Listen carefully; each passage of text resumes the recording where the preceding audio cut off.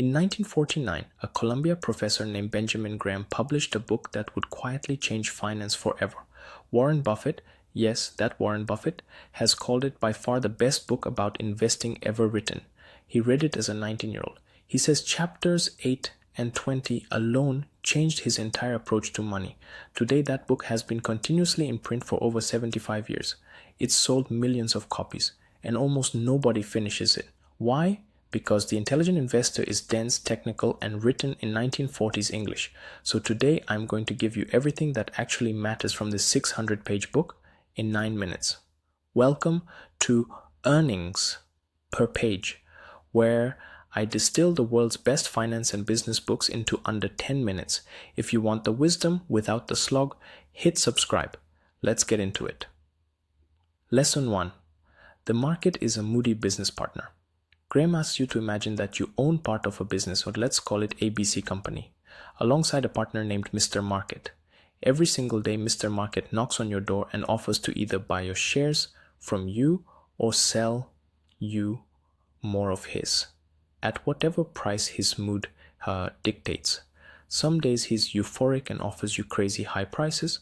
Other days he's depressed and practically gives shares away.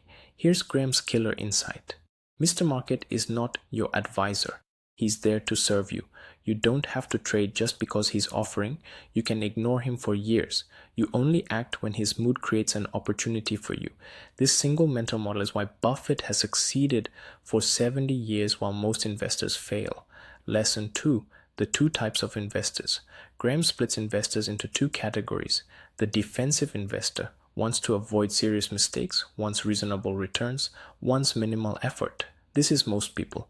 The enterprising investor, willing to put in serious time and study, willing to research individual companies, willing to be different from the crowd. This is the minority. Graham's brutal honesty. There is no middle ground.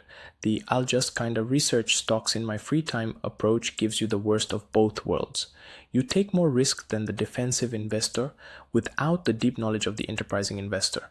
Pick a lane. Lesson 3, margin of safety. This is the most important concept in the entire book and the foundation of value investing. Imagine an engineer designing a bridge that needs to hold 10,000 pounds. Does she design it to handle exactly 10,000 pounds? No. She designs it to handle 30,000 pounds, 3 times the expected load. That buffer is the margin of safety. Graham applies the same principle to investing. Never buy a stock at exactly what you think it's worth. Buy it for significantly less. If you calculate a company is worth $100 per share, only buy if you can get it at 70 or below. Why? Because you might be wrong. The future is uncertain. The economy might tank. The margin of safety protects you from your own miscalculations and from random bad luck. As Graham puts it, in essence, the margin of safety renders the precise estimate of the future necessary. Lesson 4. Price versus value. Graham draws a sharp line between the two. Price is what you pay. Value is what you get. They are not the same thing. The stock market sets prices, but intelligent analysis determines value. A great company can be a terrible investment if you overpay for it. A mediocre company can be a fantastic investment if you buy cheap enough. Most investors obsess over price movements. Up, down, up, down. Graham says ignore the price chart. Focus on the underlying business. Are they making money? Do they have debt? Is management honest? Then ask, is the current stock price below what this business is fundamentally worth? If yes, buy. If no, wait. Lesson 5. The defensive investor's portfolio. For the 95% of people who don't have the time or interest to study individual companies, Graham gives a simple framework.